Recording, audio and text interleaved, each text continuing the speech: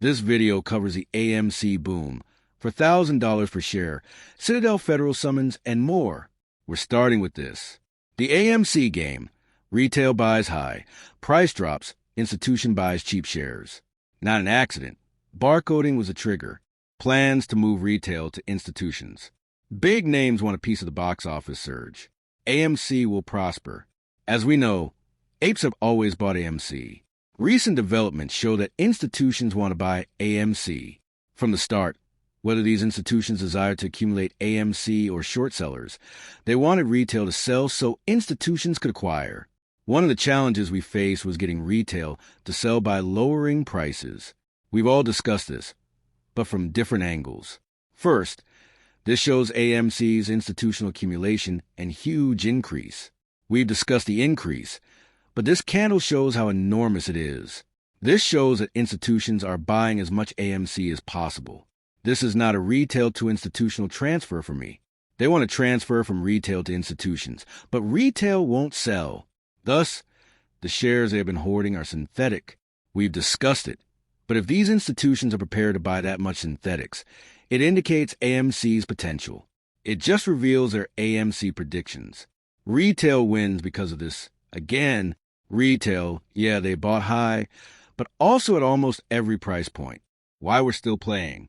AMC can prove its worth because retail has never given up, and short sellers are now paying the price. Authorizing more shares minimizes AMC's risk and increases flexibility, improving business value. Scarecrows wrongly thinks AMC market cap will stay at 2019 levels when AMC was near bankruptcy. Let's discuss this because people always dispute from two viewpoints. First, they worry that authorizing more shares will dilute the market cap and value of a company. Given everything we've discussed, institutions want to buy AMC. This is the AMC demand data you need. As mentioned, institutions have been seeking to buy as many shares as possible. If you're worried about AMC price falling due to dilution, consider demand. Although supply has increased, demand has always been there and even larger. Many just consider supply, but we know demand is tremendous. The second concern is that these authorizations of fresh shares will allow short sellers to leave, as we've already discussed. We proved with different data that this isn't true. First, we discussed it. In yesterday's video, we mentioned 15 billion AMC synthetic shares. Even if AMC created 550 million more shares, or even more and diluted it, a billion more shares, there would still be 12, 13, or 14 billion shares. I don't worry about even if all of these shares go to short sellers to cover them since the number of synthetic shorts out there can't be salvaged by 550 million more shares. The short sellers get all of it. We discuss how retail institutions and retail want to acquire. So you can see why we stated short sellers won't obtain a lot of those shares. They won't escape even if they did. You must also consider how much AMC threatens short sellers. We discussed the AMC drama, and they're being exposed for naked short trading and market manipulation shareholder value theft. This is in response to an article we've shared before about how AMC drama is revealing risk in $11 trillion indexing. With new shares, AMC is exposing $11 trillion in risks. Do you think 550 million will negate $11 trillion? I don't know what to say if you think 550 million will stop and help this $11 trillion risk. Perhaps delusional, but that's why we're not scared. Considering how well AMC improves when they raise capital, releasing all 550 million shares will put them in a strong position. Even selling 550 million shares at $2 would net AMC over $1 billion. Additionally, incremental or portion implementation will raise prices. AMC's investments in growth are another issue. Another filing today from Eric Sprott, who bought 400,000 HYMC shares, is already under review. Of course, this is HYMC confidence. He believes it will increase. Thus, this is confidence. We mentioned HYMC since our investment, and it affects AMC's growth. As mentioned, AMC could have invested more and produced more money if they had more funds. This applies to future investments, too. We suggested that if AMC could raise more funding, they'd be in a great position. We see these shorts trying to bring down AMC at moments like this. AMC rarely appears on a lit exchange. When 74 to 75% of volume is shifted off exchange daily, stock price discovery is delayed. Only 23% of AMC's trades are visible to the public, so most buying pressure never reaches a real market. Price never reflects supply and demand. Transparency is replaced by shadow trading, and the public market becomes a rerun of off-exchange decisions. We're looking at AMC's 2% dip today because of it. AMC fell 2% today with the market, so you must account for it. Nvidia, Palantir, and other stocks have plunged considerably, so don't just say AMC dropped 2% today. However, AMC's future prospects are different.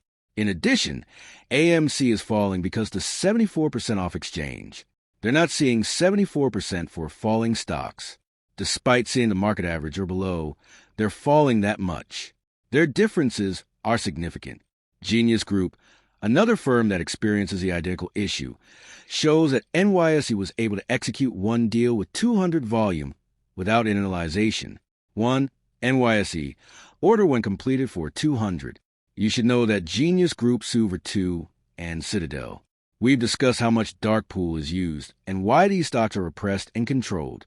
As short sellers are cornered, market makers must deliver any naked short sold on Monday before the market starts at 9:30, and there are no shares to borrow. Again, share scarcity. So you can see why the dark pool is booming for Genius Group and AMC, given the challenges these short sellers are encountering. The difference is AMC share availability, which reveals how much synthetic AMC they create daily. Thus, it illustrates a desire for short sellers to find shares and how many synthetic shares these institutions produce daily. Ryan Cohen's profile image changes, and Reddit posts GME fractals at $4,000 per share.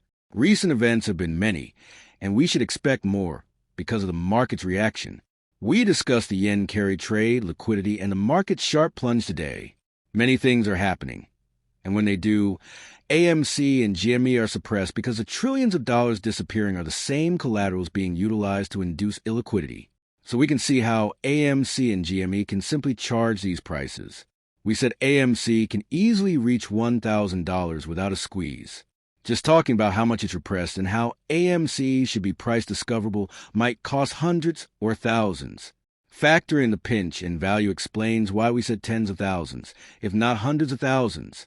Remember that this corporation, as we discussed, is facing severe challenges. Citadel market manipulation. Citadel is being sued by a cancer company for spoofing, an education company for naked shorting Genius Group, and a nanotech company for manipulation.